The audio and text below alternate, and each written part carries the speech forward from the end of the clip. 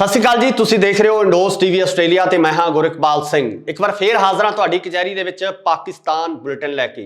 पाकिस्तान दीयां खबरां असीं नित रोज़ तुहाडे नाल सांझीआं करदे हां ते साडे नाल जुड़ चुके ने पाकिस्तान तो साडे सहयोगी नासिर अली।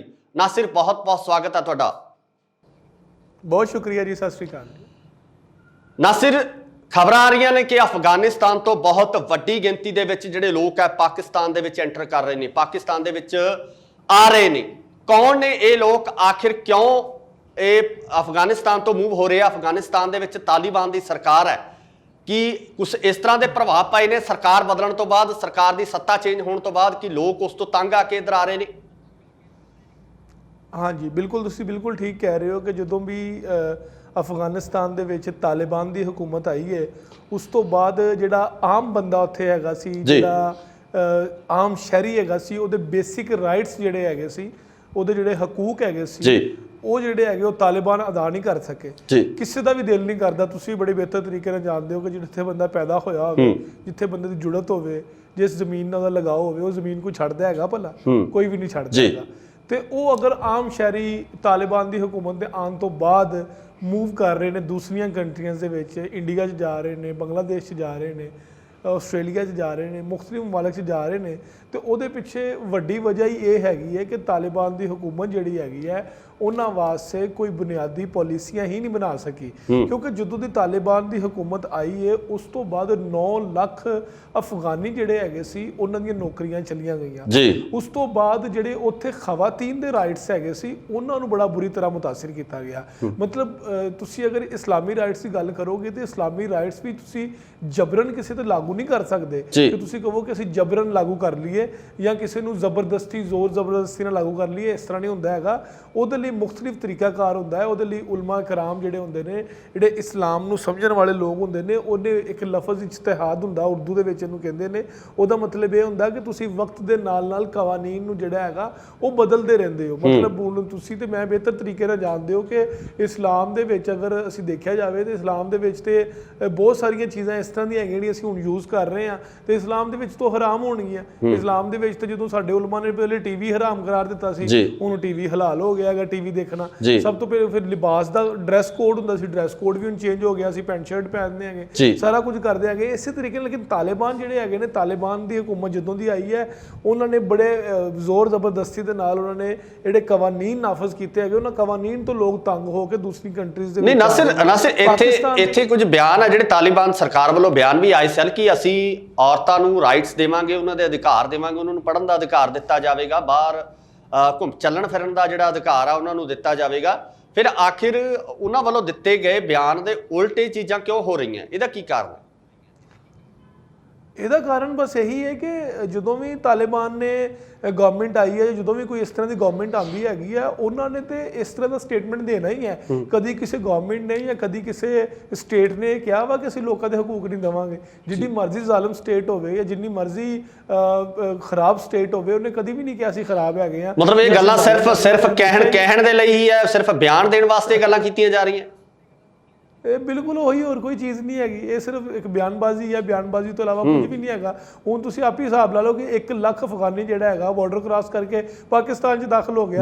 ਪਾਕਿਸਤਾਨ ਦੇ ਵਿੱਚ ਤੇ ਪਹਿਲੇ ਹੀ ਬੜੀ ਮਹਿੰਗਾਈ ਹੈਗੀ ਹੈ, ਪਾਕਿਸਤਾਨ ਦੇ ਵਿੱਚ ਤੇ ਪਹਿਲੇ ਹੀ ਲੋਕਾਂ ਨੂੰ ਨੌਕਰੀਆਂ ਨਹੀਂ ਮਿਲ ਰਹੀਆਂ ਹੈਗੀਆਂ। ਉਸ ਤੋਂ ਬਾਅਦ ਇਸ ਤੋਂ ਪਹਿਲੇ ਵੀ ਅਸੀਂ 30 ਤੋਂ 40 ਲੱਖ ਜਿਹੜੇ ਅਫਗਾਨੀ ਹੈਗੇ ਆ, ਉਦੋਂ ਪਾਕਿਸਤਾਨ ਦੇ ਹਾਲਾਤ ਕਾਫੀ ਬਿਹਤਰ ਸੀ। ਜਦੋਂ ਅੱਜ ਤੋਂ 10-15 ਸਾਲ ਪਹਿਲੇ 30 ਤੋਂ 40 ਲੱਖ ਅਫਗਾਨੀ ਜਿਹੜੇ ਹੈਗੇ ਸੀ ਉਹ ਇੰਟਰ ਹੋ ਕੇ ਪਾਕਿਸਤਾਨ 'ਚ ਆਏ ਸੀ। ਉਹਨਾਂ ਨੇ ਨਾ ਸਿਰਫ ਪਾਕਿਸਤਾਨ ਦੀ ਨੈਸ਼ਨੈਲਿਟੀ ਲਈ ਸੀ, ਪਾਕਿਸਤਾਨ ਆਈਡੀ ਕਾਰਡ ਲਏ ਸੀ, ਬਲਕਿ ਉਹਨਾਂ ਨੇ ਇੱਥੇ ਕਾਰੋਬਾਰ ਸ਼ੁਰੂ ਕੀਤੇ, ਉਹਨਾਂ ਨੇ ਆਪਣਾ ਸੈਟਅਪ ਲਗਾਇਆ, ਉਹਨਾਂ ਨੇ ਪ੍ਰਾਪਰਟੀ ਖਰੀਦੀ, ਉਹਨਾਂ ਦੇ ਬੱਚੇ ਇੱਥੇ ਪੈਦਾ ਹੋਏ, ਉਹਨਾਂ ਦੇ ਬੱਚਿਆਂ ਦੀ ਨੈਸ਼ਨੈਲਿਟੀ ਇੱਥੇ ਹੋਈ। ਪਾਕਿਸਤਾਨੀਆਂ ਨੇ ਬੜੀ ਅੱਛੇ ਤਰੀਕੇ ਨਾਲ ਮਹਿਮਾਨ ਨਵਾਜ਼ੀ ਕੀਤੀ। ਲੇਕਿਨ ਹੁਣ ਇਸ ਤੋਂ ਬਾਅਦ ਜਿਹੜਾ 1 ਲੱਖ ਅਫਗਾਨੀ ਦੁਬਾਰਾ ਇੰਟਰ ਹੋਇਆ ਹੈਗਾ, ਤੇ ਜਿਹੜੀ ਸਭ ਤੋਂ ਅਜੀਬ ਗੱਲ ਮੈਨੂੰ ਲੱਗ ਰਹੀ ਹੈ, ਤੁਸੀਂ ਮੇਰੀ ਥੋੜੀ ਜਿਹੀ ਮਦਦ ਕਰੋ ਹੱਲ ਕਰਨ ਦੇ ਵਿੱਚ, ਕਿ ਉਹ ਜਿਹੜੀ ਸਭ ਤੋਂ ਅਜੀਬ ਗੱਲ ਇਹ ਵੇ ਕਿ ਉਹ ਇੱਥੇ ਆ ਕੇ ਪਾਕਿਸਤਾਨ ਦੇ ਪ੍ਰੈਸ ਕਲੱਬ ਦੇ ਬਾਹਰ ਉਹ 1000-2000 ਅਫਗਾਨੀ ਜਿਹੜੇ ਹੈਗੇ ਨੇ, ਔਰਤਾਂ ਜਿਹੜੀਆਂ ਹੈਗੀਆਂ ਨੇ, ਉਹ ਇੱਥੇ ਆ ਕੇ ਇhtਜਾਜ ਕਰ ਰਹੇ ਨੇ ਕਿ ਸਾਨੂੰ ਜਿਹੜਾ ਹੈਗਾ ਉਹ ਪੀਣੇ ਦਾ ਪਾਣੀ ਨਹੀਂ ਮਿਲ ਰਿਹਾ, ਖਾਣਾ ਨਹੀਂ ਮਿਲ ਰਿਹਾ, ਸਾਡੇ ਰਹਿਣ ਦਾ ਇੰਤਜ਼ਾਮ ਕੀਤਾ ਜਾਵੇ। ਦੇਖੋ ਸਭ ਤੋਂ ਪਹਿਲੀ ਗੱਲ ਤੇ ਕਿ ਤੁਸੀਂ ਕਿਸੇ ਦੂਸਰੀ ਕੰਟਰੀ 'ਚ ਆ ਰਹੇ ਹੋ, ਦੂਸਰੀ ਕੰਟਰੀ 'ਚ ਆ ਕੇ ਤੁਸੀਂ ਉਹਨੂੰ ਕ੍ਰਾਸ ਕਰਕੇ ਬਾਰਡਰ ਦੇ ਜ਼ਰੀਏ ਵਾਇਆ ਬਾਰਡਰ ਕ੍ਰਾਸ ਕਰਕੇ ਤੁਸੀਂ ਇੱਥੇ ਪਹੁੰਚ ਰਹੇ ਹੋ, ਜਾਂ ਤੁਸੀਂ ਜਹਾਜ਼ ਦੇ ਜ਼ਰੀਏ ਆ ਰਹੇ ਹੋ, ਜਿਸ ਤਰ੍ਹਾਂ ਵੀ ਤੁਸੀਂ ਆ ਰਹੇ ਹੋ, ਇੱਥੇ ਆ ਕੇ ਤੁਸੀਂ ਉਸ ਕੰਟਰੀ ਦੇ ਸ਼ਹਿਰੀ ਵੀ ਨਹੀਂ ਹੈਗੇ, ਫਿਰ ਤੁਸੀਂ ਉਸ ਕੰਟਰੀ ਦੇ ਖਿਲਾਫ ਇhtਜਾਜ ਕਿਸ ਤਰ੍ਹਾਂ ਕਰ ਸਕਦੇ ਹੋ? ਤੁਹਾਨੂੰ ਪਤਾ ਕਿ ਸਾਡੇ ਬਹੁਤ ਸਾਰੇ ਜੀ ਨਾਸਿਰ, ਸਭ ਤੋਂ ਵੱਡਾ ਸਵਾਲ ਹੈ ਕਿ ਜਿਹੜੇ ਲੋਕ ਆਏ ਨੇ ਕੀ ਇਹ ਕਾਨੂੰਨੀ ਤੌਰ ਤੇ ਮਾਨਤਾ ਲੈ ਕੇ ਪਾਕਿਸਤਾਨ ਦੇ ਵਿੱਚ ਐਂਟਰ ਹੋਏ ਹੈ ਜਾਂ ਇਹਨਾਂ ਵੱਲੋਂ ਗੈਰ ਕਾਨੂੰਨੀ ਸਰਹੱਦ ਪਾਰ ਕੀਤੀ ਗਈ ਹੈ? ਨਹੀਂ ਬਿਲਕੁਲ ਕਾਨੂੰਨੀ ਤੌਰ ਤੇ ਹੀ ਆਏ ਨੇ, ਕਿਉਂਕਿ ਉਹਨਾਂ ਵਿੱਚ ਔਰਤਾਂ ਨੇ, ਬੱਚੇ ਨੇ, ਬੂੜੇ ਸ਼ਾਮਿਲ ਨੇ ਉਹਨਾਂ ਦੇ ਵਿੱਚ, ਤੇ ਉਹ ਤੇ ਹਾਲਾਤ ਤੋਂ ਤੰਗ ਹੋ ਕੇ ਆਏ ਨੇ ਨਾ ਪਾਕਿਸਤਾਨ ਦੇ ਵਿੱਚ।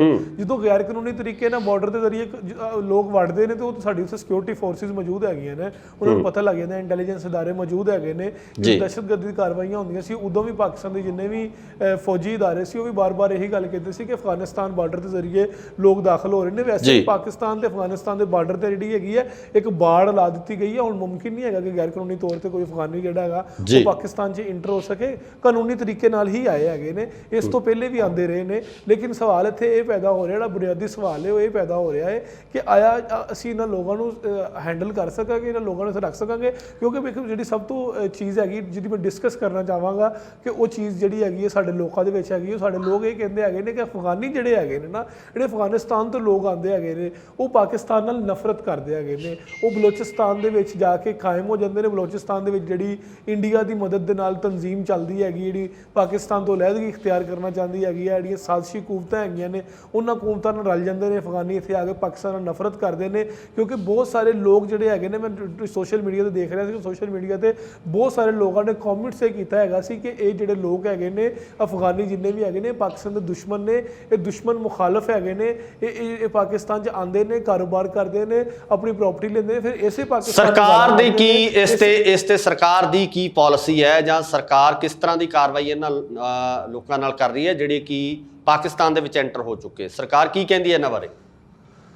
ਦੇਖੋ ਪਾਕਿਸਤਾਨ ਦੀ ਸਰਕਾਰ ਕੋਈ ਵੀ ਰਹੀ ਹੈਗੀ ਹੈ, ਬੇਸ਼ੱਕ ਇਮਰਾਨ ਖਾਨ ਦੀ ਗਵਰਨਮੈਂਟ ਰਹੀ ਹੈਗੀ ਆ, ਬੇਸ਼ੱਕ ਪਾਕਿਸਤਾਨ ਦਾ ਇੱਕ ਸਿਆਹ ਦੌਰ, ਮੁਸ਼ਰਫ ਦੌਰ ਰਿਹਾ ਹੈਗਾ, ਜ਼ਰਦਾਰੀ ਦੌਰ ਰਿਹਾ ਹੈਗਾ, ਕੋਈ ਵੀ ਦੌਰ ਰਿਹਾ ਹੈਗਾ, ਅਫਗਾਨਿਸਤਾਨੀਆਂ ਦੇ ਮਾਮਲੇ 'ਚ ਪਾਕਿਸਤਾਨ ਨਰਮ ਹੀ ਰਿਹਾ ਹੈਗਾ। ਪਾਕਿਸਤਾਨ ਦੀ ਸਟੇਟ ਜਿਹੜੀ ਹੈਗੀ ਹੈ ਉਹਨੇ ਨਰਮ ਗੋਸ਼ਾ ਹੀ ਰੱਖਿਆ ਹੈਗਾ, ਇਹਨਾਂ ਦੇ ਖਿਲਾਫ ਕਦੀ ਵੀ ਕੋਈ ਅਗਰੈਸਿਵ ਕੰਮ ਨਹੀਂ ਕੀਤਾ ਹੈਗਾ। ਇਹਦੀ ਮਿਸਾਲ ਤੁਸੀਂ ਇਹ ਵੀ ਲੈ ਸਕਦੇ ਹੋ ਕਿ ਜਦੋਂ ਇੰਡੀਆ ਨੇ ਗੰਦਮ ਘੱਲਣੀ ਸੀ ਅਫਗਾਨਿਸਤਾਨ ਦੇ ਵਿੱਚ, 34 ਟਨ ਗੰਦਮ ਘੱਲਣੀ ਸੀ, ਤੇ ਉਹ ਅਫਗਾਨਿਸਤਾਨ ਦੇ ਵਿੱਚ ਉਹ ਜਿਹੜੀ ਗੰਦਮ ਗਈ ਹੈ ਪਾਕਿਸਤਾਨ ਦੇ ਰਸਤੇ ਥਾਨੇ ਗਈ ਹੈ। ਯਾਨੀ ਕਿ ਤਾਰੀਖ ਦੇ ਵਿੱਚ ਪਹਿਲੀ ਦਫਾ ਪਾਕਿਸਤਾਨ ਨੇ ਇੰਡੀਆ ਨੂੰ ਰਸਤਾ ਦਿੱਤਾ, ਰਾਹਦਾਰੀ ਦਿੱਤੀ ਕਿ ਤੁਸੀਂ ਆਪਣੇ ਟਰੱਕ ਇੱਥੋਂ ਦੀ ਲੈ ਕੇ ਜਾ ਸਕਦੇ ਹੋ, ਕਿਉਂਕਿ ਅਫਗਾਨੀ ਇਸ ਵੇਲੇ ਜਿਹੜਾ ਮੁਸ਼ਕਿਲ ਦੇ ਵਿੱਚ ਫਸੇ ਹੋਏ ਨੇ। ਇਸ ਲਈ ਪਾਕਿਸਤਾਨ ਤੇ ਇੰਡੀਆ ਜਿਹੜਾ ਹੈਗਾ ਉਹ ਅਫਗਾਨਿਸਤਾਨ ਵਾਸਤੇ ਇੱਕ ਬਲੈਸਿੰਗ ਹੈਗੀ, ਇੱਕ ਰਹਿਮਤ ਹੈਗੀ ਹੈ। ਅਸੀਂ ਤੇ ਇਹ ਗੱਲ ਕਵਾਂਗੇ ਪਾਕਿਸਤਾਨ ਤੇ ਇੰਡੀਆ ਜਿਹੜੇ ਹੈਗੇ ਆ ਉਹ ਤੇ ਅਫਗਾਨਿਸਤਾਨ ਦੀ ਬਹੁਤ ਜ਼ਿਆਦਾ ਮਦਦ ਕਰਦੇ ਹੈਗੇ ਨੇ। ਅਗਰ ਤੁਸੀਂ ਅਫਗਾਨਿਸਤਾਨ ਦੀ ਕ੍ਰਿਕਟ ਟੀਮ ਦੇਖੋ ਤਾਂ ਇਸ ਟਾਈਮ ਇੰਡੀਆ ਦੀ ਜਿਹੜੀ IPL ਹੋ ਰਹੀ ਹੈ ਉਹਦੇ ਵਿੱਚ ਤਕਰੀਬਨ 15 ਤੋਂ 20 ਅਫਗਾਨੀ ਹੈਗੇ ਨੇ। ਉਸ ਤੋਂ ਬਾਅਦ ਇੱਕ ਸਟੇਡੀਅਮ ਦੇ ਦਿੱਤਾ ਗਿਆ ਹੈਗਾ ਉਹਨਾਂ ਨੂੰ, ਉੱਥੇ ਇੰਡੀਆ ਦੇ ਵਿੱਚ ਸਟੇਡੀਅਮ 'ਚ ਖੇਡਦੇ ਨੇ। ਇਸ ਤੋਂ ਪਹਿਲੇ ਪਾਕਿਸਤਾਨ ਦੇ ਬਹੁਤ ਸਾਰੇ ਕੋਚਿਸ ਜਿਹੜੇ ਹੈਗੇ ਸੀ, ਇੰਜ਼ਮਾਮੁਲ ਹੱਕ, ਉਹਨਾਂ ਨੇ ਟ੍ਰੇਨਿੰਗ ਕੀਤੀ ਹੈਗੀ ਅਫਗਾਨੀਆਂ ਦੀ। ਅਫਗਾਨਿਸਤਾਨ ਇੱਥੇ ਪਾਕਿਸਤਾਨ 'ਚ ਕ੍ਰਿਕਟ ਖੇਡਦੇ ਨੇ। ਪਾਕਿਸਤਾਨ ਤੇ ਇੰਡੀਆ ਨੇ ਬਹੁਤ ਜ਼ਿਆਦਾ ਹੈਲਪ ਆਊਟ ਕੀਤਾ ਹੈਗਾ। ਫਿਲਹਾਲ ਜਿਹੜੀ ਸਰਕਾਰ ਹੈਗੀ ਹੈ, ਅਗਰ ਉਹਨਾਂ ਦੇ ਇhtਜਾਜ ਉਹਨਾਂ ਨੇ ਕਰ ਰਹੇ ਨੇ, ਉਹਨਾਂ ਦੇ ਮੁਤਾਲਬਾਤ ਵੀ ਪੂਰੇ ਕਰੇਗੀ। ਇਹਨਾਂ ਨੂੰ ਤੁਸੀਂ ਮੁਤਾਲਬਾਤ ਕਹਿ ਲਓ ਜਾਂ ਇਹਨਾਂ ਨੂੰ ਤੁਸੀਂ ਉਹਨਾਂ ਦੀ ਰਿਕੁਐਸਟ ਕਹਿ ਲਓ, ਕੁਝ ਵੀ ਕਹਿ ਲਓ, ਉਹ ਵੀ ਉਹਨਾਂ ਦੀ ਪੂਰੀ ਕੀਤੀ ਜਾਏਗੀ। ਤੇ ਜਿਹੜੀ ਪਾਕਿਸਤਾਨ ਦੀ ਗਵਰਨਮੈਂਟ ਹੈਗੀ ਹੈ ਉਹ ਅਫਗਾਨੀਆਂ ਦੇ ਬਾਰੇ 'ਚ ਹਮੇਸ਼ਾ ਜਿਹੜਾ ਹੈਗਾ ਉਹ ਸੌਫਟ ਕਾਰਨਰ ਰੱਖਦੀ ਹੈ। ਅਗਲੀ ਖਬਰ ਵੱਲ ਵਧਦੇ ਹਾਂ ਨਾਸਿਰ, ਤੁਹਾਡੇ ਨਾਲ ਅਗਲੀ ਖਬਰ ਤੇ ਚਰਚਾ ਕਰਨੀ ਚਾਹੁੰਦੇ ਹਾਂ ਕਿ ਬਲੋਚਿਸਤਾਨ ਕਾਫੀ ਸੈਂਸਿਟਿਵ ਜਿਹੜੀ ਸਟੇਟ ਹੈ ਪਾਕਿਸਤਾਨ ਦੀ, ਉੱਥੇ ਕਾਫੀ ਜ਼ਿਆਦਾ ਜਿਹੜਾ ਮਾਹੌਲ ਤਣਾਅਪੂਰਨ ਬਣਿਆ ਰਹਿੰਦਾ। ਤਾਂ ਬਲੋਚਿਸਤਾਨ ਦੇ ਵਿੱਚ ਪਤਾ ਲੱਗਿਆ ਕਿ ਸਟੂਡੈਂਟਸ ਦੇ ਉੱਪਰ ਕਾਰਵਾਈਆਂ ਕੀਤੀਆਂ ਜਾ ਰਹੀਆਂ ਨੇ। ਯੂਨੀਵਰਸਿਟੀ ਦੇ ਵਿੱਚ ਪੜ੍ਹਨ ਵਾਲੇ ਜਿਹੜੇ ਵਿਦਿਆਰਥੀ ਹੈ ਉਹਨਾਂ ਦੀ ਫੜੋ ਫੜਾਈ ਹੋ ਰਹੀ ਹੈ, ਉਹਨਾਂ ਨੂੰ ਗ੍ਰਿਫਤਾਰ ਕੀਤਾ ਜਾ ਰਿਹਾ ਹੈ। ਕੀ ਕਾਰਨ ਹੈ, ਕੀ ਵਜ੍ਹਾ ਹੈ ਕਿ ਬਲੋਚਿਸਤਾਨੀ ਵਿਦਿਆਰਥੀਆਂ ਨੂੰ ਗ੍ਰਿਫਤਾਰ ਕਰ ਰਹੀ ਹੈ ਪੁਲਿਸ? ਹਾਂਜੀ, BSO ਤੇ ਤਨਜ਼ੀਮ ਹੈਗੀ ਨੇ, Balochistan student organisation. Balochistan student organisation ਜਿਹੜੀ ਹੈਗੀ ਹੈ ਇਹ ਬਲੋਚ ਜਿਹੜੇ ਤਾਲਬੇ ਇਲਮ ਹੈਗੇ ਨੇ ਉਹ ਮਿਲ ਕੇ ਬਣਾਉਂਦੇ ਨੇ। ਬਲੋਚ ਸਟੂਡੈਂਟਸ ਜਿਹੜੇ ਹੈਗੇ ਨੇ ਮਿਲ ਕੇ ਬਣਾਉਂਦੇ ਨੇ ਤੇ ਉਹ ਮੁਖਤਲਿਫ ਯੂਨੀਵਰਸਿਟੀਆਂ ਪੂਰੇ ਪਾਕਿਸਤਾਨ 'ਚ ਜਿੰਨੀਆਂ ਵੀ ਯੂਨੀਵਰਸਿਟੀਆਂ ਮੌਜੂਦ ਹੈਗੀਆਂ ਨੇ, ਇਹਨਾਂ ਯੂਨੀਵਰਸਿਟੀਆਂ ਦੇ ਵਿੱਚ ਮਿਲ ਕੇ ਤੇ ਇਹਨਾਂ ਨੇ ਤਨਜ਼ੀਮ ਬਣਾਈ ਹੋਈ ਹੈ, ਜਿਨ੍ਹਾਂ ਦਾ ਕੰਮ ਇਸ ਤਨਜ਼ੀਮ ਦਾ ਕੰਮ ਇਹ ਹੈਗਾ ਕਿ ਬਲੋਚਿਸਤਾਨ ਦੇ ਜਿਹੜੇ ਸਟੂਡੈਂਟਸ ਹੈਗੇ ਨੇ ਉਹਨਾਂ ਦੀ ਰਾਈਟਸ ਦੀ ਗੱਲ ਕੀਤੀ ਜਾਵੇ, ਉਹਨਾਂ ਦੇ ਹਕੂਕ ਦੀ ਗੱਲ ਕੀਤੀ ਜਾਵੇ। ਲੇਕਿਨ ਹੁਣ ਲਈ ਫੜਫੜਾਈ ਜਿਹੜੀ ਹੋ ਰਹੀ ਹੈ ਉਹਦੇ ਪਿੱਛੇ ਇਹ ਪਹਿਲੀ ਦਫਾ ਨਹੀਂ ਹੋ ਰਹੀ, ਇਸ ਤੋਂ ਪਹਿਲੇ ਵੀ ਜਿਹੜੀ ਸਾਡੀ ਸਿਕਿਉਰਿਟੀ ਅਦਾਰੇ ਹੈਗੇ ਨੇ, ਇਹ ਜਿੰਨੀ ਵੀ ਸਾਡੀ ਫੌਜ ਹੈਗੀ ਹੈ ਜਾਂ ISI ਹੈਗੀ ਹੈ, ਜਿਹੜੇ ਸਾਡੇ ਪੁਲਿਸ ਹੈਗੀ ਹੈ, ਉਹ ਇਹਨਾਂ ਨੂੰ ਪਹਿਲੇ ਵੀ ਬਲੋਚ ਸਟੂਡੈਂਟਸ ਨੂੰ ਗ੍ਰਿਫਤਾਰ ਕਰਦੇ ਹੈਗੇ ਨੇ। ਉਹਨਾਂ ਦੇ ਪਿੱਛੇ ਸਭ ਤੋਂ ਵੱਡੀ ਬੁਨਿਆਦੀ ਵਜ੍ਹਾ ਹੀ ਆਖੀ ਜਾਂਦੀ ਹੈ ਕਿ ਦਹਿਸ਼ਤਗਰਦੀ ਜਿਹੜੀਆਂ ਜਿੰਨੇ ਵੀ ਕਾਰਵਾਈਆਂ ਹੋ ਰਹੀਆਂ ਨੇ ਉਹਨਾਂ ਦੇ ਵਿੱਚ ਇਹ ਮੁਲਵਸ ਹੈਗੇ ਨੇ। ਇਲਜ਼ਾਮ ਲਾਇਆ ਜਾਂਦਾ ਨੇ ਉਹਨਾਂ ਦੇ ਮੋਬਾਈਲ ਫੋਨ, ਉਹਨਾਂ ਦੇ ਲੈਪਟਾਪਸ, ਉਹਨਾਂ ਦੀਆਂ ਜਿੰਨੀਆਂ ਵੀ ਡਾਕੂਮੈਂਟਸ ਹੈਗੇ ਨੇ, ਸਰਟੀਫਿਕੇਟਸ ਹੈਗੇ ਨੇ, ਉਹ ਜ਼ਬਤ ਕੀਤੇ ਜਾਂਦੇ ਨੇ। ਉਹ ਵੇਖਿਆ ਜਾਂਦਾ ਉਹਨਾਂ ਦੇ ਵਿੱਚ ਕਿ ਉਹਨਾਂ ਦੇ ਵਿੱਚ ਕੀ ਹੈਗਾ ਹੈ। ਫਿਰ ਉਹ ਪੂਰੀ ਤਲਾਸ਼ੀ ਲਈ ਜਾਂਦੀ ਨੇ, ਤਲਾਸ਼ੀ ਲੈ ਕੇ ਤੇ ਉਸ ਤੋਂ ਬਾਅਦ ਉਹਨਾਂ ਨੂੰ ਫਿਰ ਰਿਹਾ ਕਰ ਦਿੱਤਾ ਜਾਂਦਾ ਸੀ। ਲੇਕਿਨ ਇਸ ਦਫਾ ਮਾਮਲਾ ਜਿਹੜਾ ਜ਼ਿਆਦਾ ਸੈਂਸਿਟਿਵ ਹੋ ਗਿਆ। ਉਹਦੀ ਵਜ੍ਹਾ ਹੈ ਕਿ ਕਰਾਚੀ ਜਾਮੀਆ ਦੇ ਵਿੱਚ, ਕਰਾਚੀ ਯੂਨੀਵਰਸਿਟੀ ਦੇ ਵਿੱਚ ਜਿਹੜਾ ਹੈਗਾ ਇੱਕ ਹਮਲਾ ਹੋਇਆ ਸੀ, ਜਿਹਦੇ ਵਿੱਚ ਪਹਿਲੀ ਦਫਾ ਕਿਸੇ ਵੂਮੈਨ ਸੁਸਾਈਡ ਬੰਬਿੰਗ ਹੋਈ ਸੀ। ਪਾਕਿਸਤਾਨ ਦੀ ਤਾਰੀਖ ਦੇ ਵਿੱਚ ਪਹਿਲੀ ਦਫਾ ਕਿਸੇ ਔਰਤ ਨੇ, ਕਿਸੇ ਖਾਤੂਨ ਨੇ ਆਪਣੇ ਆਪ ਨੂੰ ਉਡਾ ਦਿੱਤਾ ਬੰਬ ਦੇ ਨਾਲ, ਖੁਦਕੁਸ਼ ਹਮਲਾ ਕੀਤਾ ਉਹਨਾਂ ਨੇ ਕਰਾਚੀ ਜਾਮੀਆ ਦੇ ਬਾਹਰ, ਜਿਹਦੇ ਵਿੱਚ 3 ਚਾਈਨਾ ਦੇ ਉਸਤਾਦ ਤੇ ਇੱਕ ਡਰਾਈਵਰ ਜਿਹੜਾ ਹੈਗਾ ਸੀ, ਇੱਕ ਆਮ ਜਿਹੜਾ ਪਾਕਿਸਤਾਨੀ ਹੈਗਾ ਸੀ, ਉਹ ਵੀ ਸ਼ਹੀਦ ਹੋਏ ਸੀ। 4 ਲੋਕ ਜਿਹੜੇ ਹੈਗੇ ਸੀ ਇਹਦੇ ਵਿੱਚ ਮਾਰੇ ਗਏ ਸੀ। ਤੇ ਉਦੋਂ ਉਸ ਔਰਤ ਦਾ ਤਾਲੁਕ ਜਿਹੜਾ ਸੀ ਉਹ ਵੀ ਬਲੋਚਿਸਤਾਨ ਦੀ ਜਿਹੜੀ ਦਹਿਸ਼ਤਗਰਦ ਤਨਜ਼ੀਮ ਹੈ BLA, ਬਲੋਚਿਸਤਾਨ ਲਿਬਰੇਸ਼ਨ ਆਰਮੀ, ਉਹਨੇ ਇਹਦੀ ਜ਼ਿੰਮੇਵਾਰੀ ਕਬੂਲ ਕੀਤੀ ਸੀ। ਉਹਨਾਂ ਨੇ ਕਿਹਾ ਕਿ ਅਸੀਂ ਜਿਹੜਾ ਉਸ ਔਰਤ ਨੂੰ ਤਿਆਰ ਕੀਤਾ ਸੀ ਤੇ ਉਸ ਔਰਤ ਨੂੰ ਤਿਆਰ ਕਰਕੇ ਤੇ ਸੁਸਾਈਡ ਬੰਬਿੰਗ ਕਰਵਾਈ। ਤੇ ਇਸ ਤੋਂ ਬਾਅਦ ਬਲੋਚਿਸਤਾਨ ਦੇ ਇਹ ਜਿਹੜੇ ਹਾਲਾਤ ਹੈਗੇ ਨੇ, ਇਹਦੇ ਪਿੱਛੇ ਸਭ ਤੋਂ ਵੱਡੀ ਜਿਹੜੀ ਵਜ੍ਹਾ ਹੈਗੀ ਹੈ ਉਹ ਇਹੀ ਹੈਗੀ ਕਿ ਉੱਥੇ ਜਿਹੜੀ ਹੈਗੀ ਸਾਜ਼ਿਸ਼, ਤੇ ਉੱਥੇ ਇਸ ਤਰ੍ਹਾਂ ਦੀ ਚੀਜ਼ਾਂ ਹੁੰਦੀਆਂ ਨੇ, ਕੁਝ ਲੋਕ ਤਿਆਰ ਕੀਤੇ ਜਾਂਦੇ ਨੇ ਫੋਰਨ ਫੰਡਿੰਗ ਦੇ ਜ਼ਰੀਏ ਲੋਕ ਤਿਆਰ ਕਰਕੇ ਤੇ ਪਾਕਿਸਤਾਨ ਦੇ ਖਿਲਾਫ ਨਫ਼ਰਤ ਅੰਗੇਜ਼ ਜਿਹੜਾ ਹੈਗਾ ਮਵਾਦ ਫੈਲਾਇਆ ਜਾਂਦਾ ਹੈ। ਇੱਕ ਇਹਦੇ ਪਿੱਛੇ ਸਾਡੀ ਸਟੇਟ ਦੀ ਵੀ ਮੈਂ ਕਹਿੰਦਾ ਕਿ ਕਮਜ਼ੋਰੀ ਹੈਗੀ ਹੈ, ਸਾਡੀ ਸਟੇਟ ਦਾ ਵੀ ਕਸੂਰ ਹੈਗਾ ਕਿ ਕਿਸੇ ਤਰੀਕੇ ਨਾਲ ਉਹਨਾਂ ਨਾਲ ਮੁਜ਼ਾਕਰਾਤ ਨਹੀਂ ਕਰ ਪਾਉਂਦੇ। ਦੇਖੋ ਬਲੋਚਿਸਤਾਨ ਪਾਕਿਸਤਾਨ ਦਾ ਹਿੱਸਾ ਹੈਗਾ, ਪਾਕਿਸਤਾਨ ਦਾ ਇੱਕ ਸੂਬਾ ਹੈਗਾ, ਉੱਥੇ ਉਹਨਾਂ ਦੇ ਲੋਕਾਂ ਦੇ ਮਸਾਇਲ ਕੀ ਹੈਗੇ ਨੇ, ਸਟੇਟ ਨੂੰ ਚਾਹੀਦਾ ਹੈਗਾ ਕਿ ਉਹਨਾਂ ਲੋਕਾਂ ਦੇ ਮਸਾਇਲ ਸੁਣੇ। ਅਗਰ ਉਹ ਨਾਰਾਜ਼ ਹੈਗੇ ਨੇ ਸਟੇਟ ਦੇ ਨਾਲ ਤਾਂ ਉਹਨਾਂ ਦੀ ਨਾਰਾਜ਼ਗੀ ਵੀ ਦੂਰ ਕਰੇ। ਉਹਨਾਂ ਦੀ ਅਗਰ ਕਿਸੇ ਤਰੀਕੇ ਦੇ ਨਾਲ ਸਟੇਟ ਨੂੰ ਕਹਿ ਰਹੇ ਕਿ ਅਗਰ ਕੋਈ ਬੰਦਾ ਫੋਰ ਐਗਜ਼ਾਮਪਲ ਤੁਹਾਡੇ ਇੰਡੀਆ ਦੇ ਵਿੱਚ, ਤੁਸੀਂ ਮੈਨੂੰ ਦੱਸੋ ਨਾ ਕਿ ਖਾਲਿਸਤਾਨ ਦੀ ਅਗਰ ਤਹਿਰੀਕ ਉੱਠਦੀ ਹੈ ਤੇ ਉਸ ਖਾਲਿਸਤਾਨ ਤਹਿਰੀਕ ਉੱਠਣ ਦੇ ਪਿੱਛੇ ਕੋਈ ਵਜ੍ਹਾ ਤੇ ਹੋਏਗੀ ਨਾ, ਤੁਹਾਡੇ ਕੁਝ ਮੁਤਾਲਬਾਤ ਤੇ ਹੋਣਗੇ ਨਾ।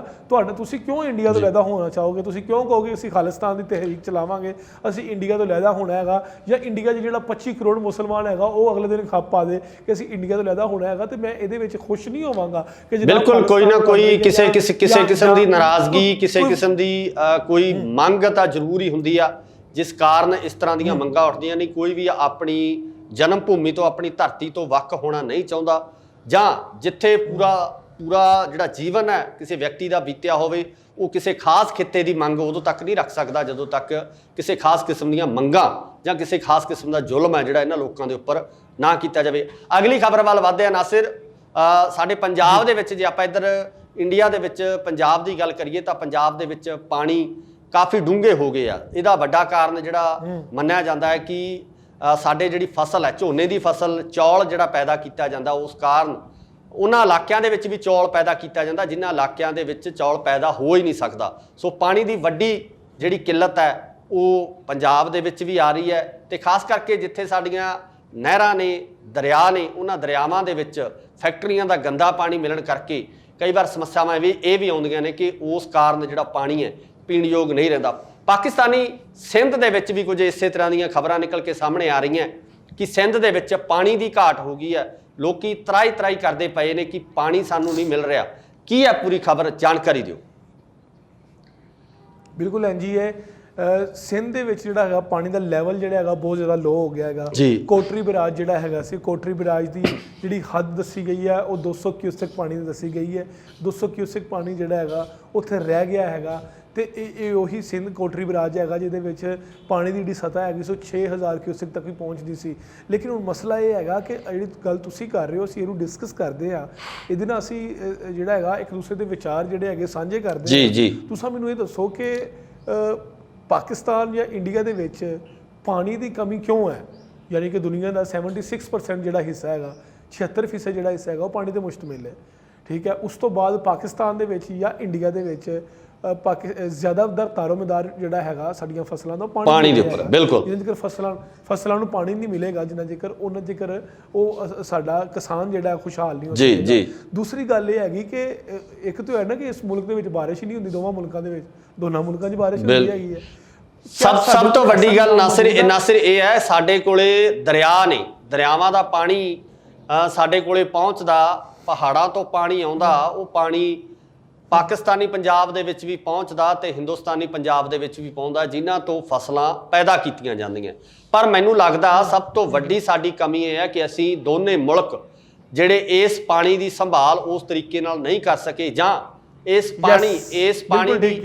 ਪਾਣੀ ਦੀ ਇੰਪੋਰਟੈਂਸ ਹੈ ਜਿਹੜੀ ਅਸੀਂ ਨਹੀਂ ਸਮਝ ਸਕੇ ਜਿੰਨੀ ਸਾਨੂੰ ਸਮਝਣੀ ਚਾਹੀਦੀ ਸੀ। ਦੁਨੀਆ ਦੇ ਉਹਨਾਂ ਮੁਲਕਾਂ ਦੀ ਅਸੀਂ ਜੇ ਗੱਲ ਕਰੀਏ, ਆਸਟ੍ਰੇਲੀਆ ਵਰਗੇ ਮੁਲਕਾਂ ਦੀ ਗੱਲ ਕਰੀਏ, ਜਿੱਥੇ ਸਿਰਫ ਬਾਰਿਸ਼ ਦੇ ਪਾਣੀ ਨਾਲ ਹੀ ਜਾਂ ਬਾਰਿਸ਼ ਦੇ ਪਾਣੀ ਦੇ ਤੱਕ ਹੀ ਸੀਮਤ ਨੇ ਉਹ ਲੋਕ, ਚਾਰੇ ਪਾਸੇ ਸਮੁੰਦਰ ਹੋਣ ਕਾਰਨ ਖਾਰੇ ਪਾਣੀ ਦੀ ਭਰਮਾਰ ਆ ਉੱਥੇ, ਪਰ ਕਿਤੇ ਨਾ ਕਿਤੇ ਧਰਤੀ ਹੇਠਲਾ ਪਾਣੀ ਉਹਨਾਂ ਦਾ ਪੀਣਯੋਗ ਨਹੀਂ ਆ, ਉੱਥੇ ਜਿਹੜਾ ਮੌਜੂਦ ਨਹੀਂ ਆ। ਤਾਂ ਉਹਨਾਂ ਮੁਲਕਾਂ ਨੂੰ ਪੁੱਛਣਾ ਪਵੇਗਾ ਕਿ ਪਾਣੀ ਦੀ ਮਹੱਤਤਾ ਕੀ ਆ, ਪਾਣੀ ਦੀ ਇੰਪੋਰਟੈਂਸ ਕੀ ਆ। ਸਾਡੇ ਗੁਰੂ ਨਾਨਕ ਪਾਤਸ਼ਾਹ ਨੇ ਕਿਹਾ ਕਿ ਪਵਨ ਗੁਰੂ ਪਾਣੀ ਪਿਤਾ ਮਾਤਾ ਧਰਤ ਮਹਤ। ਪਾਣੀ ਨੂੰ ਪਿਤਾ ਦਾ ਦਰਜਾ ਜਿਹੜਾ ਧੰਨ ਸ਼੍ਰੀ ਗੁਰੂ ਨਾਨਕ ਦੇਵ ਜੀ ਨੇ ਦਿੱਤਾ, ਤਾਂ ਇਹ ਨਾਨਕ ਦੇਵ ਜੀ ਉਹੀ ਨੇ ਜਿਨ੍ਹਾਂ ਨੂੰ ਮੁਸਲਿਮ ਵੀਰ ਜਿਹੜੇ ਪੀਰ ਕਹਿ ਕੇ, ਪੈਗੰਬਰ ਕਹਿ ਕੇ ਬੁਲਾਉਂਦੇ ਸੀ ਤੇ ਸਿੱਖਾਂ ਵਾਸਤੇ ਪਹਿਲੇ ਗੁਰੂ ਸਨ। ਸੋ ਪਾਣੀ ਦੀ ਮਹੱਤਤਾ ਨੂੰ ਨਾ ਸਮਝਣਾ ਹੀ, ਪਾਣੀ ਦੀ ਇੰਪੋਰਟੈਂਸ ਨੂੰ ਨਾ ਸਮਝਣਾ ਹੀ ਸਭ ਤੋਂ ਵੱਡੀ ਗਲਤੀ ਮੇਰੇ ਹਿਸਾਬ ਨਾਲ ਦੋਨਾਂ ਮੁਲਕਾਂ ਦੀ ਰਹੀ ਹੈ। ਜੀ ਨਾਸਿਰ, ਤੁਸੀਂ ਮੈਨੂੰ ਇਹ ਦੱਸੋ ਕਿ ਇਹ ਇੱਕ ਐਸੀ ਬਦਤਮੀਜ਼ੀ ਹੈਗੀ ਹੈ, ਮੈਨੂੰ ਬਦਤਮੀਜ਼ੀ ਕਹਾਂਗਾ, ਕਿ ਇੱਕ ਬਾਹਰ ਦੀਆਂ ਕੰਪਨੀਆਂ ਆਉਂਦੀਆਂ ਨੇ, ਬਾਹਰ ਦੀਆਂ ਕੰਪਨੀਆਂ ਆ ਕੇ ਪਾਕਿਸਤਾਨ ਤੇ ਇੰਡੀਆ ਦੇ ਵਿੱਚ ਪਲਾਂਟ ਲਾਉਂਦੀਆਂ ਨੇ, ਇਸ ਜ਼ਮੀਨ ਚੋਂ ਪਾਣੀ ਕੱਢਦੀਆਂ ਨੇ, ਉਹ ਪਾਣੀ ਕੱਢ ਕੇ ਉਹੀ ਸਾਨੂੰ ਵੇਚਦੀਆਂ ਨੇ, ਉਹੀ ਬੋਤਲ ਦੀ ਸ਼ਕਲ 'ਚ ਸਾਨੂੰ ਪਾਣੀ ਵੇਚਦੀਆਂ ਨੇ। ਬਿਲਕੁਲ ਨਾਸਿਰ, ਜਿਹੜੇ ਲੋਕ ਮੁਨਾਫਾਖੋਰ ਨੇ, ਜਿਹੜੇ ਲੋਕ ਮੁਨਾਫਾ ਕਮਾਉਣਾ ਚਾਹੁੰਦੇ ਨੇ, ਸਰਕਾਰਾਂ ਉਹਨਾਂ ਦੀ ਪੂਰੀ ਤਰ੍ਹਾਂ ਨਾਲ ਉਹਨਾਂ ਨਾਲ ਖੜੀਆਂ। ਆਮ ਲੋਕਾਂ ਦੀ ਸੁਣਵਾਈ ਜਾਂ ਆਮ ਲੋਕਾਂ ਦੀ ਗੱਲ ਜਿਹੜੀ ਨਹੀਂ ਕੀਤੀ ਜਾਂਦੀ ਹੈ, ਉਹ ਚਾਹੇ ਪਾਣੀ ਧਰਤੀ 'ਚੋਂ ਪਾਣੀ ਕੱਢ ਕੇ, ਧਰਤੀ ਸਭ ਦੀ ਸਾਂਝੀ ਹੈ, ਧਰਤੀ ਇੱਕ ਕਾਰਪੋਰੇਟ ਦੀ ਵੀ ਓਨੀ ਹੈ, ਧਰਤੀ ਇੱਕ ਗਰੀਬ ਇਨਸਾਨ ਦੀ ਵੀ ਓਨੀ ਹੈ, ਚਾਹੇ ਉਹ ਇੰਡੀਆ 'ਚ ਰਹਿ ਰਿਹਾ ਚਾਹੇ ਉਹ ਪਾਕਿਸਤਾਨ 'ਚ ਰਹਿ ਰਿਹਾ। ਪਰ ਇਹ ਲੋਕ ਆਪਣੇ ਮੁਨਾਫਾਖੋਰੀ ਵਾਸਤੇ ਇਸ ਤਰ੍ਹਾਂ ਦੇ ਪ੍ਰੋਜੈਕਟ ਲਾ ਕੇ ਸਾਡੇ ਸਿਰ ਤੇ ਹੀ ਇਹਨਾਂ ਚੀਜ਼ਾਂ ਨੂੰ ਮੜੀ ਜਾਂਦੇ ਆ, ਸਾਡੇ ਸਿਰੋਂ ਹੀ ਇਹ ਆਪਣੀਆਂ ਕਮਾਈਆਂ ਕਰਦੇ ਨੇ।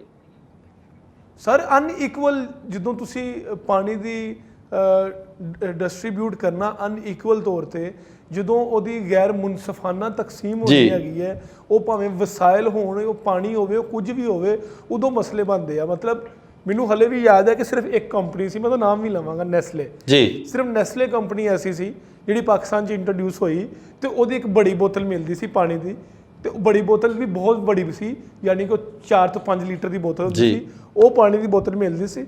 ਉਸ ਪਾਣੀ ਦੀ ਬੋਤਲ ਮਿਲਣ ਦਾ ਮਕਸਦ ਇਹ ਹੁੰਦਾ ਸੀ, ਮੈਨੂੰ ਇੰਟਰੋਡਿਊਸ ਇਹ ਕਰਵਾਇਆ ਗਿਆ ਕਿ ਜਨਾਬੇ ਵਾਲਾ ਇਹ ਪਾਣੀ ਜਿਹੜਾ ਹੈਗਾ ਨਾ, ਇਹ ਪਾਣੀ ਅਗਰ ਬੰਦਾ ਕਿਤੇ ਸਫ਼ਰ ਤੇ ਜਾ ਰਿਹਾ ਹੈਗਾ ਤੇ ਕੈਨ ਜਾਂ ਪਾਣੀ ਦੀ ਬੋਤਲ ਚੁੱਕ ਕੇ ਤੁਸੀਂ ਜਨਾਬ ਆਪਣੀ ਕਾਰ 'ਚ ਰੱਖ ਲਈ, ਆਪਣੀ ਗੱਡੀ 'ਚ ਰੱਖ ਲਈ ਹੈ ਜੀ। ਨੈਸਲੇ ਇੱਕ ਕੰਪਨੀ ਸੀ। ਉਸ ਤੋਂ ਬਾਅਦ ਪਾਕਿਸਤਾਨ ਦੇ ਵਿੱਚ ਤੁਸੀਂ ਕਿਸੇ ਵੀ ਆਮ ਪਾਨ ਸ਼ਾਪ ਤੇ ਚੱਲ ਜਾਓ, ਕਿਸੇ ਵੀ ਆਮ ਦੁਕਾਨ ਤੇ ਚੱਲ ਜਾਓ, ਤੁਹਾਨੂੰ ਤਕਰੀਬਨ ਕੋਈ 40 ਕਿਸਮ ਦੀਆਂ ਕੰਪਨੀਆਂ ਦੀਆਂ ਪਾਣੀ ਦੀਆਂ ਬੋਤਲਾਂ ਛੋਟੇ ਪੈਕ 'ਚ ਮਿਲਣਗੀਆਂ। ਜਿਹੜੀ ਫੈਸ਼ਨ ਬਣ ਗਿਆ ਹੈਗਾ ਕਿ ਉਹ ਪਾਣੀ ਖਰੀਦਣਾ ਹੈਗਾ ਤੇ ਉਹਨੂੰ ਇਸ ਤਰ੍ਹਾਂ ਹੱਥ 'ਚ ਫੜਨਾ।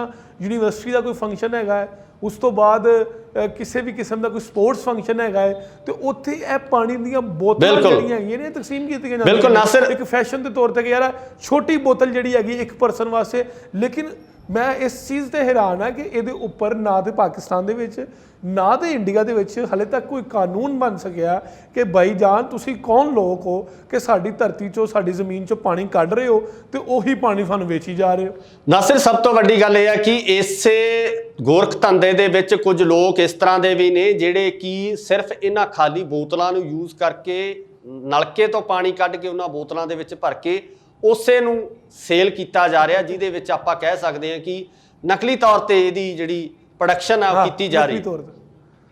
ਸਹੀ ਇਸ ਤਰ੍ਹਾਂ ਹੀ ਹੈ, ਬਿਲਕੁਲ ਇਦਾਂ ਹੀ ਹੈ। ਇਹ ਸਾਡਾ ਹੁਣ ਅਸੀਂ ਪਾਣੀ ਦਾ ਰੋਣਾ, ਕਿਉਂਕਿ WHO ਨੇ ਰਿਪੋਰਟ ਦੇ ਦਿੱਤੀ ਹੈ ਨਾ, ਵਰਲਡ ਹੈਲਥ ਆਰਗੇਨਾਈਜੇਸ਼ਨ ਨੇ, ਉਹਨਾਂ ਨੇ ਇਹ ਕਹਿ ਦਿੱਤਾ ਕਿ 2030 ਦੇ ਵਿੱਚ ਪਾਕਿਸਤਾਨ 'ਚ ਬਹੁਤ ਵੱਡਾ ਪਾਣੀ ਦਾ ਕ੍ਰਾਈਸਿਸ ਹੈ। ਇਸੇ ਤਰ੍ਹਾਂ ਹੀ ਪੰਜਾਬ ਦੇ ਹਾਲਾਤ ਨੇ, ਇਸੇ ਤਰ੍ਹਾਂ ਹੀ ਭਾਰਤ ਦੇ ਹਾਲਾਤ ਨੇ। ਜੇ ਉੱਤਰੀ ਭਾਰਤ ਦੀ ਗੱਲ ਕਰੀਏ ਤਾਂ ਉੱਤਰੀ ਭਾਰਤ ਦੇ ਖਿੱਤੇ ਦੇ ਵਿੱਚ ਵੀ ਜਿਹੜਾ ਡੇਂਜਰ ਜ਼ੋਨ ਆ ਉਹਨੂੰ ਐਲਾਨ ਦਿੱਤਾ ਗਿਆ। ਪੰਜਾਬ ਦਾ ਇੱਕ ਜ਼ਿਲ੍ਹਾ ਸੰਗਰੂਰ ਆ, ਸੰਗਰੂਰ ਦੇ ਵਿੱਚ ਜਿਹੜਾ ਪਾਣੀ ਬਹੁਤ ਡੂੰਘਾ ਹੋ ਗਿਆ, ਜਾਂ ਕੁਝ ਇਲਾਕੇ ਇਸ ਤਰ੍ਹਾਂ ਦੇ ਵੀ ਨੇ ਜਿੱਥੋਂ ਧਰਤੀ ਹੇਠ ਪਾਣੀ ਤਾਂ ਹੈ ਪਰ ਉਹ ਪਾਣੀ ਪੀਣ ਯੋਗ ਨਹੀਂ ਹੈ। ਆਖਿਰ ਸਾਡੀਆਂ ਨਸਲਾਂ ਬਚਣਗੀਆਂ ਕਿਵੇਂ? ਅਗਰ ਅਸੀਂ ਸਰਵਾਈਵ ਕਿਵੇਂ ਕਰਾਂਗੇ ਇਸ ਧਰਤੀ ਦੇ ਉੱਪਰ? ਸਾਡੀਆਂ ਫਸਲਾਂ ਨਾ ਹੋਈਆਂ, ਸਾਡੀਆਂ ਨਸਲਾਂ ਖਤਮ ਹੋ ਜਾਣਗੀਆਂ ਇਸ ਧਰਤੀ ਦੇ ਉੱਪਰੋਂ। ਪਰ ਸਭ ਤੋਂ ਵੱਡੀ ਗੱਲ ਆ, ਆਮ ਲੋਕ ਹਾਲੇ ਵੀ ਇਹਨਾਂ ਗੱਲਾਂ ਤੋਂ ਇਨਕਾਰੀ ਨੇ। ਆਮ ਲੋਕਾਂ ਨੂੰ ਹਾਲੇ ਵੀ ਇਹ ਗੱਲਾਂ ਫਜ਼ੂਲ ਲੱਗਦੀਆਂ ਨੇ, ਵਾਧੂ ਗੱਲਾਂ ਲੱਗਦੀਆਂ ਨੇ ਕਿ ਪਾਣੀ ਤਾਂ ਬੇਸ਼ੁਮਾਰ ਹੈ, ਪਾਣੀ ਕਦੇ ਖਤਮ ਨਹੀਂ ਹੋਣਾ। ਤੇ ਪਾਣੀ ਨੂੰ ਜਿਹੜੀ ਵਰਤੋਂ ਹੈ ਦੁਰਵਰਤੋਂ ਲਗਾਤਾਰ ਕੀਤੀ ਜਾਂਦੀ ਹੈ। ਗੱਡੀਆਂ ਧੋਣ ਵਾਸਤੇ ਅਸੀਂ ਮੋਟਰਾਂ ਚਲਾ ਕੇ ਮਣਾ ਮੂੰਹੀ ਪਾਣੀ ਜਿਹੜਾ ਰੋੜ ਦਿੰਨੇ ਆ। ਫਰਸ਼ਾਂ ਧੋਣ ਵਾਸਤੇ ਅਸੀਂ ਪਾਣੀ ਹਰ ਰੋਜ਼ ਕਿੰਨੇ ਹੀ ਜਿਹੜਾ ਲੀਟਰ ਪਾਣੀ ਹੈ ਅਸੀਂ ਉਹ ਗਲੀਆਂ ਦੇ ਵਿੱਚ ਨਾਲੀਆਂ ਦੇ ਵਿੱਚ ਰੋੜ ਦਿੰਨੇ ਆ। ਮੈਨੂੰ ਲੱਗਦਾ ਪਾਕਿਸਤਾਨ ਦੇ ਹਾਲਾਤ ਵੀ ਇਹੀ ਹੋਣਗੇ। ਬਿਲਕੁਲ ਇਸ ਤਰ੍ਹਾਂ ਬਿਲਕੁਲ ਤੁਸੀਂ ਇਹਦੀ ਇਕਾਸੀ ਕਰ ਦਿੱਤੀ ਹੈਗੀ ਕਿ ਇੱਥੇ ਹਲਕੀ ਜਿਹੀ ਹਨੇਰੀ ਚੱਲ ਪਵੇ ਨਾ ਤੇ ਇੱਥੇ ਪਾਣੀ ਵਾਲਾ ਪੈਪ ਬਾਹਰ ਕੱਢ ਕੇ ਉਸੇ ਟਾਈਮ ਤਰੌਂਕਾ ਲਾਣਾ ਸ਼ੁਰੂ ਕਰ ਦਿੰਦੇ ਹੈਗੇ ਕਿ ਜਨਾਬ ਹਨੇਰੀ ਚੱਲ ਪਈ ਹੈ ਤੇ ਘਟਾ ਉੱਡਣਾ ਹੈਗਾ ਤੇ ਪਾਣੀ ਦੇ ਨਾਲ ਬਹਿਈਏ। ਇੱਥੇ ਮੋਟਰਸਾਈਕਲ ਧੋਣੀ ਹੋਵੇ ਤੇ ਜਨਾਬ ਯਾਰ ਇੱਥੇ ਮੋਟਰਸਾਈਕਲ ਨੂੰ ਕੱਢ ਕੇ ਧਵਾਈ ਜਾ ਰਹੇ ਨੇ। ਉਸ ਤੋਂ ਬਾਅਦ ਇੱਥੇ ਮਤਲਬ ਜਿਹੜਾ ਪੀਣ ਦਾ ਪਾਣੀ ਹੈਗਾ ਵਾ ਉਹਨੂੰ ਬੇਦਰੇਗ ਨਹਾਉਣ ਵਾਸਤੇ ਤੁਸੀਂ ਇਸਤੇਮਾਲ ਕਰੀ ਜਾ ਰਹੇ ਹੋ, ਉਹਨੂੰ ਤੁਸੀਂ ਗੱਡੀਆਂ ਧੋਣ ਵਾਸਤੇ ਇਸਤੇਮਾਲ ਕਰੀ ਜਾ ਰਹੇ ਆ। ਉਹਦਾ ਤੁਸੀਂ ਕੋਈ ਉਹਦੀ ਕਦਰੋ ਕੀਮਤ ਨਹੀਂ ਜਾਣ ਰਹੇ। ਦੇਖੋ ਮੇਰੇ ਖਿਆਲ ਦੇ ਨਾਲ ਮੈਂ ਇਹ ਸਮਝਦਾ ਹੈਗਾ, ਮੇਰੀ ਜ਼ਾਤੀ ਰਾਏ ਹੈ, ਮੈਂ ਗਲਤ ਵੀ ਹੋ ਸਕਦਾ, ਕਿ ਇਹ ਜ਼ਾਤੀ ਰਾਏ ਮੇਰੀ ਇਹ ਹੈਗੀ ਹੈ ਕਿ ਤੁਸੀਂ ਲੋਕਾਂ ਨੂੰ ਕਦੀ ਵੀ ਪਾਬੰਦ ਨਹੀਂ ਕਰ ਸਕਦੇ ਕਿ ਕਿਸੇ ਅਖਲਾਕੀਆਤ ਨੂੰ, ਕਿਸੇ ਐਥਿਕਸ ਨੂੰ, ਕਿਸੇ ਲਾਅ ਨੂੰ ਫਾਲੋ ਕਰੋ। ਲੋਕਾਂ ਨੂੰ ਮਜਬੂਰ ਕੀਤਾ ਜਾਂਦਾ, ਲੋਕਾਂ ਉੱਤੇ ਇੰਪੋਜ਼ਡ ਕੀਤਾ ਜਾਂਦਾ, ਲੋਕਾਂ ਉੱਤੇ ਇੱਕ ਕਾਨੂੰਨੀ ਤੌਰ ਤੇ ਕਾਰਵਾਈ ਕੀਤੀ ਜਾਂਦੀ ਹੈ। ਮਤਲਬ ਅਗਰ ਕੱਲ ਪਾਕਿਸਤਾਨ ਦੇ ਵਿੱਚ ਐਲਾਨ ਹੋ ਜਾਏ ਕਿ ਕਿਸੇ ਬੰਦੇ ਨੇ ਵੀ ਯਾਰ ਇਸ਼ਾਰਾ ਨਹੀਂ ਤੋੜਨਾ, ਅਖਲਾਕੀ ਤੌਰ ਤੇ ਨਾ ਸਿਗਨਲ ਤੋੜਨਾ ਬੁਰੀ ਗੱਲ ਹੈ, ਅਖਲਾਕੀ ਤੌਰ ਤੇ ਸਿਗਨਲ ਨਹੀਂ ਤੋੜਨਾ, ਸਾਰੇ ਤੋੜਨਗੇ। ਲੇਕਿਨ ਜਦੋਂ ਤੁਸੀਂ ਉਹਨਾਂ ਨੂੰ ਫੜ ਕੇ ਚਲਾਨ ਕਰਨਾ ਸ਼ੁਰੂ ਕਰੋਗੇ ਨਾ ਉਹ ਫਿਰ ਹਟਣਗੇ। ਪਾਕਿਸਤਾਨ ਜਾਂ ਇੰਡੀਆ ਦੀ ਆਵਾਮ ਛੋਟੇ ਦੇ ਜ਼ੋਰ ਤੇ ਹੈਗੀ ਆ। ਇਹਨਾਂ ਉੱਤੇ ਕਾਨੂੰਨ ਲਾਉਣਾ ਚਾਹੀਦਾ ਹੈਗਾ ਕਿ ਯਾਰ ਪਾਣੀ ਜਿਹੜਾ ਹੈਗਾ ਤੁਸੀਂ ਇਸ ਤਰ੍ਹਾਂ ਇਸਤੇਮਾਲ ਨਹੀਂ ਕਰਨਾ ਹੈਗਾ। ਦੂਸਰਾ ਵੱਡਾ ਮਸਲਾ ਜਿਹੜਾ ਤੁਹਾਡੇ ਨਾਲ ਵੀ ਹੈਗਾ, ਸਾਡੇ ਨਾਲ ਵੀ ਹੈਗਾ, ਉਹ ਆਬਾਦੀ ਹੈਗੀ ਹੈ ਸਰ। ਸਭ ਤੋਂ ਵੱਡੀ ਗੱਲ ਪਾਪੂਲੇਸ਼ਨ ਜਿੰਨਾ ਜਿਕਰ ਪਾਪੂਲੇਸ਼ਨ ਵਧੀ ਜਾਣੀ ਹੈ ਨਾ ਸਰ, ਇਹ ਪਾਣੀ ਦਾ ਕ੍ਰਾਈਸਿਸ ਕੀ ਇੱਥੇ ਹਰ ਚੀਜ਼ ਦਾ ਕ੍ਰਾਈਸਿਸ ਪੈਣਾ ਹੈਗਾ। ਇੱਥੇ ਕੱਪੜੇ ਦਾ ਕ੍ਰਾਈਸਿਸ ਪੈਣਾ, ਇੱਥੇ ਰੋਟੀ ਦਾ ਕ੍ਰਾਈਸਿਸ ਪੈਣਾ, ਇੱਥੇ ਗੰਦਮ ਦਾ ਕਣਕ ਦਾ ਕ੍ਰਾਈਸਿਸ ਪੈਣਾ ਤੇ ਹਰ ਸ਼ੈ ਦਾ ਕ੍ਰਾਈਸਿਸ ਹੋਣਾ ਹੈਗਾ। ਜਿੰਨਾ ਚਿਰ ਆਬਾਦੀ ਕੰਟਰੋਲ ਨਾ ਹੋਈ, ਤੁਹਾਨੂੰ ਪਤਾ ਹੈ ਕਿ ਇੱਕ ਜਿਹੜਾ ਹੈਗਾ ਉਹ ਖਤਰਨਾਕ ਹੱਦ ਤੱਕ, ਡੇਂਜਰ ਹੱਦ ਤੱਕ ਪਾਕਿਸਤਾਨ ਤੇ ਇੰਡੀਆ ਦੇ ਵਿੱਚ ਆਬਾਦੀ ਦੀ ਸ਼ਰ੍ਹਾ ਜਿਹੜੀ ਹੈਗੀ ਹੈ ਉਹ ਬੜੀ ਸਪੀਡ ਨਾਲ ਵੱਧ ਰਹੀ ਹੈ। ਬਾਕੀ ਮੁਲਕਾਂ ਨੇ ਇਸ ਗੱਲ ਨੂੰ ਸਮਝ ਲਿਆ, ਉਹ ਰੁਕ ਗਏ ਨੇ, ਉਹ ਆਬਾਦੀ ਮਜ਼ੀਦ ਨਹੀਂ ਵਧਾ ਰਹੇ। ਆਬਾਦੀ ਵਧਣੀ ਹੈ ਤੇ ਮਸਲੇ ਮਸਾਇਲ ਜਿਹੜੇ ਹੈਗੇ ਨੇ ਉਹ ਪੈਦਾ ਹੋਣੇ ਨੇ। ਜੋ ਮਰਜ਼ੀ ਹੋ ਜਾਏ, ਸਾਡੇ ਇੱਥੇ ਬਹੁਤ ਜ਼ਿਆਦਾ ਬੁਰਾ ਕਨਸੈਪਟ ਹੈਗਾ। ਪਾਕਿਸਤਾਨ ਤੇ ਇੰਡੀਆ ਦੀ ਗੱਲ ਕਰ ਲਈਏ, ਨਾ ਅਸੀਂ ਪੂਰੇ ਤੌਰ ਤੇ ਰਿਲੀਜੀਅਸ ਹੈਗੇ, ਨਾ ਅਸੀਂ ਪੂਰੇ ਤੌਰ ਤੇ ਮਜ਼ਹਬੀ ਹਾਂ, ਨਾ ਅਸੀਂ ਪੂਰੇ ਤੌਰ ਤੇ ਨੈਸ਼ਨਲ ਹੈਗੇ, ਨਾ ਅਸੀਂ ਪੂਰੇ ਤੌਰ ਤੇ ਪਾਕਿਸਤਾਨੀ ਜਾਂ ਇੰਡੀਅਨ ਹੈਗੇ ਆ। ਅਸੀਂ ਅੱਧੇ ਮਜ਼ਹਬੀ ਹਾਂ, ਅੱਧੇ ਇੰਡੀਅਨ ਆ। ਸਾਡੇ ਕਹਿੰਦੇ ਯਾਰ ਸਾਡੇ ਮਜ਼ਹਬ 'ਚ ਲਿਖਿਆ ਬੱਚੇ ਪੈਦਾ ਕਰੋ, ਕੋਈ ਗੱਲ ਨਹੀਂ, ਖੈਰ ਹੈ। ਉਹ ਬਾਈ ਅਗਰ ਲਿਖਿਆ ਹੈਗਾ ਤੇ ਉਹਨਾਂ ਨੂੰ ਰੋਟੀ ਵੀ ਦੇਣੀ ਹੈਗੀ ਹੈ ਨਾ। ਹੁਣ ਤੁਸੀਂ ਉਹੀ ਲਾਹੌਰ ਸਰ, ਉਹੀ ਲਾਹੌਰ ਜਿਸ ਲਾਹੌਰ ਦੇ ਵਿੱਚ ਜਦੋਂ ਪਾਣੀ ਦਾ ਬੋਰ ਕਰਦੇ ਸੀ ਤੇ 60 ਫੁੱਟ ਬੋਰ ਕਰਦੇ ਤੇ ਪਾਣੀ ਨਿਕਲ ਆਉਂਦਾ ਸੀ। ਹੁਣ ਤੁਹਾਨੂੰ ਪਤਾ ਕਿ 190 ਫੁੱਟ ਚਲਾ ਗਿਆ ਹੈਗਾ। 190 ਫੁੱਟ ਬੋਰ ਕਰ ਪੰਜਾਬ ਦੇ ਹਾਲਾਤ ਇਸ ਤੋਂ ਵੀ ਮਾੜੇ ਨੇ ਨਾਸਿਰ। ਪੰਜਾਬ ਦੇ ਚੜ੍ਹਦੇ ਪੰਜਾਬ ਦੇ ਇਸ ਤੋਂ ਵੀ ਮਾੜੇ ਹਾਲਾਤ ਨੇ। 250 ਫੁੱਟ ਤੱਕ ਬੋਰ ਹੁੰਦੇ ਆ ਤੇ ਪਾਣੀ ਫਿਰ ਵੀ ਪੀਣ ਯੋਗ ਨਹੀਂ ਮਿਲਦਾ। ਪਾਣੀ ਦੇ ਵਿੱਚ ਜਿਹੜੀ TDS ਦੀ ਮਾਤਰਾ, ਜਿਹੜੇ ਜ਼ਹਿਰੀਲੇ ਤੱਤਾਂ ਦੀ ਮਾਤਰਾ ਹੈ ਉਹ ਬਹੁਤ ਜ਼ਿਆਦਾ ਪਾਈ ਜਾ ਰਹੀ ਹੈ। ਪੰਜਾਬ ਦੇ ਵਿੱਚ ਲੋਕਾਂ ਨੂੰ ਘਰ ਘਰ ਦੇ ਵਿੱਚ ਕੈਂਸਰ ਹੋ ਰਿਹਾ, ਚਮੜੀ ਦੇ ਰੋਗ ਹੋ ਰਿਹਾ, ਦਮੇ ਦੇ ਰੋਗ ਹੋ ਰਹੇ ਆ। ਸੋ ਬਿਮਾਰੀਆਂ ਵੀ ਕਿਤੇ ਨਾ ਕਿਤੇ ਇਸੇ ਪਾਣੀ ਦੀ ਵਜ੍ਹਾ ਦਾ, ਗੰਦੇ ਪਾਣੀ ਦੀ ਵਜ੍ਹਾ ਨਾਲ ਆਮ ਲੋਕਾਂ ਦੇ ਵਿੱਚ ਜਿਹੜੀਆਂ ਬਿਮਾਰੀਆਂ ਘਰ ਘਰ ਚੁੱਕੀਆਂ, ਬਿਮਾਰੀਆਂ ਵੱਧ ਚੁੱਕੀਆਂ। ਇਹ ਮਸਲਾ ਬਹੁਤ ਸੰਜੀਦਾ ਮਸਲਾ ਹੈ, ਬਹੁਤ ਸੈਂਸਿਟਿਵ ਮਸਲਾ ਹੈ। ਸਰਕਾਰਾਂ ਨੂੰ ਇਹਦੇ ਉੱਪਰ ਵਿਚਾਰ ਕਰਨੀ ਚਾਹੀਦੀ ਹੈ, ਸਰਕਾਰਾਂ ਨੂੰ ਇਸ ਉੱਪਰ ਸੋਚਣਾ ਚਾਹੀਦਾ ਹੈ। ਸਰਕਾਰ ਚਾਹੇ ਪਾਕਿਸਤਾਨ ਦੀ ਹੈ ਚਾਹੇ ਇੰਡੀਆ ਦੀ ਹੈ, ਸਖਤ ਕਾਨੂੰਨ ਇਹਦੇ ਤੇ ਬਣਾਉਣੇ ਚਾਹੀਦੇ ਆ। ਇਹਨਾਂ ਮਸਲਿਆਂ ਨੂੰ ਤਾਂ ਹੀ ਹੱਲ ਕੀਤਾ ਜਾ ਸਕਦਾ ਜਿਸ ਤਰ੍ਹਾਂ ਤੁਸੀਂ ਕਿਹਾ ਕਿ ਆਮ ਲੋਕਾਂ ਦੇ ਸਿਰ ਦੇ ਉੱਪਰ ਜਿੰਨਾ ਚਿਰ ਡੰਡਾ ਨਹੀਂ ਵੱਜਦਾ, ਜਿੰਨਾ ਚਿਰ ਆਮ ਲੋਕਾਂ ਦੇ ਉੱਪਰ ਕਾਰਵਾਈਆਂ ਨਹੀਂ ਹੁੰਦੀਆਂ, ਉਹਨਾਂ ਟਾਈਮ ਇਹਨਾਂ ਮਸਲਿਆਂ ਨੂੰ ਹੱਲ ਨਹੀਂ ਕੀਤਾ ਜਾ ਸਕਦਾ। ਨਾਸਿਰ, ਆਖਿਰ ਦੇ ਵਿੱਚ ਤੁਸੀਂ ਕੀ ਕਹਿਣਾ ਚਾਹੋਗੇ ਇਸੇ ਮਸਲੇ ਤੇ, ਇਸੇ ਪੂਰੀ ਗੱਲਬਾਤ ਦੇ ਬਾਰੇ ਕੀ ਕਹਿਣਾ ਚਾਹੋਗੇ? ਮੈਂ ਕਹਿੰਦਾ ਕਿ ਅਸੀਂ ਜਿਹੜਾ ਇੱਕ ਰਵਾਇਤੀ ਜੁਮਲਾ ਹੁੰਦਾ ਹੈਗਾ, ਹਮੇਸ਼ਾ ਅਸੀਂ ਕਹਿੰਦੇ ਕਿ ਯਾਰ ਸਾਡੀ ਬੇਨਤੀ ਆ ਲੋਕਾਂ ਅੱਗੇ, ਅਸੀਂ ਲੋਕਾਂ ਅੱਗੇ ਹੱਥ ਜੋੜਦੇ ਆ, ਯਾਰ ਪਾਣੀ ਦਾ ਇਸਤੇਮਾਲ ਘੱਟ ਕਰਿਆ ਕਰੋ, ਬੇਦਰੇਗ ਇਸਤੇਮਾਲ ਨਾ ਕਰਿਆ ਕਰੋ, ਇਹਦੇ ਨਾਲ ਗੱਡੀਆਂ ਨਾ ਧੋਇਆ ਕਰੋ। ਇਹ ਚੀਜ਼ਾਂ ਤੁਸੀਂ ਵੀ ਕਹਿ ਸਕਦੇ, ਮੈਂ ਵੀ ਕਹਿ ਸਕਦਾ, ਲੇਕਿਨ ਗੱਲ ਫਿਰ ਉਹੀ ਹੈਗੀ ਹੈ ਕਿ ਪਹਿਲਾ ਸਟੈਪ ਜਿਹੜਾ ਹੈਗਾ ਉਹ ਸਟੇਟ ਨੇ ਹੀ ਲੈਣਾ ਹੈ। ਸਟੇਟ ਜਿਹੜੀ ਹੈਗੀ ਜਿੰਨਾ ਚਿਰ ਖੁਦ ਇਨਵੋਲਵ ਨਹੀਂ ਹੁੰਦੀ ਹੈਗੀ, ਸਟੇਟ ਨੂੰ ਜਿੰਨਾ ਕਿ ਸੀਰੀਅਸ ਨਾਲ ਲੈਂਦੀ ਹੈਗੀ, ਉਹਨਾਂ ਚਿਰ ਮਸਲਾ ਹੱਲ ਨਹੀਂ ਹੋ ਸਕਦਾ। ਬਹੁਤ ਬਹੁਤ ਧੰਨਵਾਦ ਨਾਸਿਰ, ਤੁਸੀਂ ਗੱਲਬਾਤ ਕੀਤੀ, ਬਹੁਤ ਵਧੀਆ ਜਾਣਕਾਰੀ ਦਿੱਤੀ, ਸ਼ੁਕਰੀਆ।